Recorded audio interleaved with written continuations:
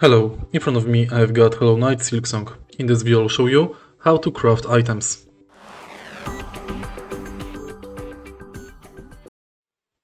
In the beginning you have to find blacksmith. One blacksmith is located right here in Deep Docks.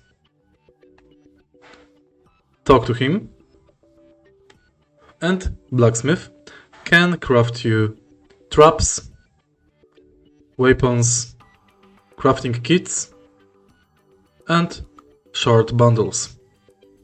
In order to craft, sometimes you require only currency and sometimes you require additional crafting materials.